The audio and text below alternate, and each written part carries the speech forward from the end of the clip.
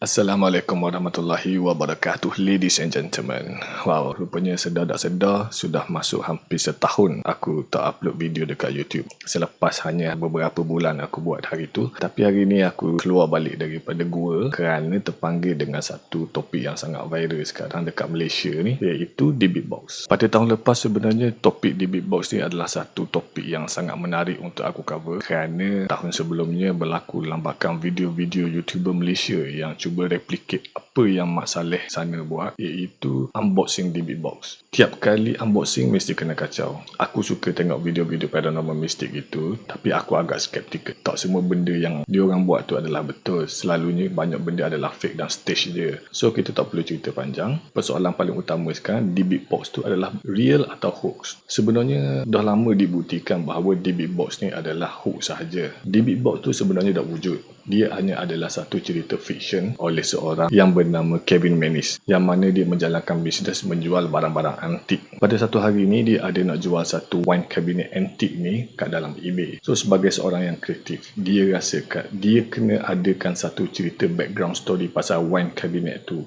supaya menjadi lebih menarik, dan juga dalam masa yang sama mungkin dia boleh jual dengan harga yang lagi mahal. So dia pun karanglah satu cerita background story berkenaan dengan wine cabinet dia ni. Dia katakan wine cabinet ni adalah kotak yang menyimpan D-Bix. D-Bix tu adalah roh jahat. Kita sebagai orang Melayu, kalau kita nak faham D-Bix ni adalah saka. So sebenarnya apa yang dia cuba sampaikan adalah kotak tu adalah kotak untuk menyimpan saka. So kotak saka ni berjaya menarik perhatian orang ramai, dan seorang pelajar telah membeli. Dia tertarik dengan cerita background story yang Kevin Menis reka tadi itulah. So selepas dia beli, tak tahulah apa perasaan dia rasa tertipu ke apa, tapi since dia dah beli, dia pun play along. Dia pun cerita pengalaman-pengalaman mistik yang dia alami selepas daripada dia memiliki kotak tersebut. Pelajar yang beli kotak saka daripada Kevin Menis tu dia pegang selama beberapa bulan. Cerita dia tersebar sampailah ke pengetahuan profesor tempat dia belajar. So profesor ni Hexton, dia minat kepada kotak tu, tapi pelajar ni kata okey, dia boleh bagi kepada profesor, tapi dia akan jual kepada profesor tu. Kat situ memang ada pelik sikit lah. Benda ni aku dengar sendiri daripada Hexton tu punya interview dalam satu show yang tajuk dia, aku tak ingat tajuk dia, tapi video dia kat sini lah, nanti korang tengok. Hexton sendiri dia kata pelajar tu cuba untuk jual kat dia lah sebab dia dah tak sanggup.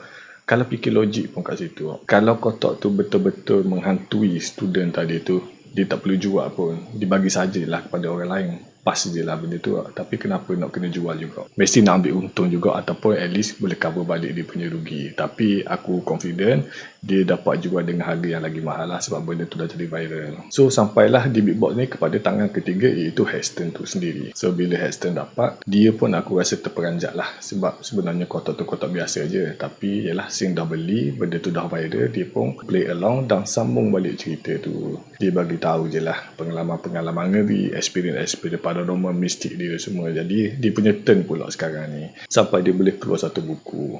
Benda ni memang dah viral sampai satu tahap nak difilmkan. So bila time nak film ni, producer filem tu ambil cerita Kevin Menis ni untuk jadi dia punya base dan buat filem. Tapi Kevin Menis ni jadi marah lah, sebab original cerita fiction The Big Box tu dia yang reka, tapi dalam filem tu satu kredit pun tak bagi kat dia. Jadi dia jadi tak puas hati.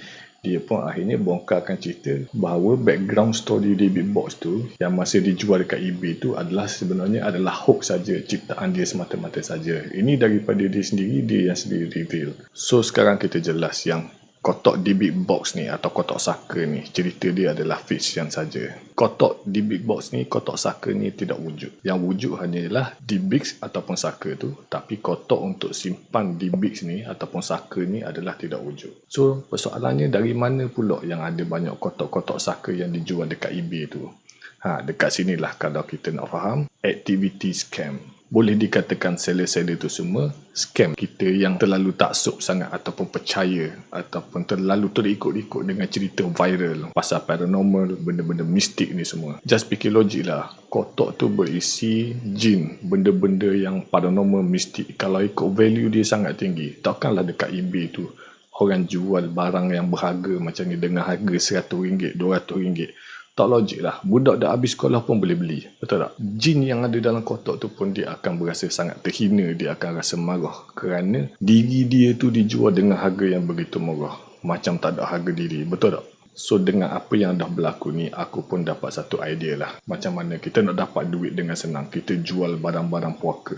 Aku sebenarnya ada satu spender terpakai. Tapi kalau aku jual dengan biasa je, mungkin harganya RM5 pun orang boleh tentu beli. So aku akan create satu background story yang sangat horror supaya menarik minat orang.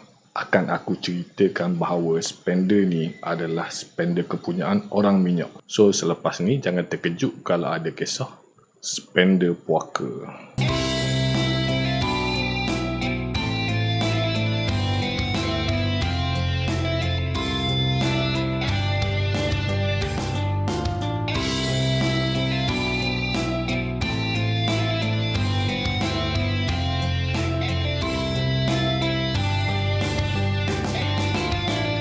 After years of pain and gain, and now I'm done. It's time to leave and wave goodbye. I'm gone.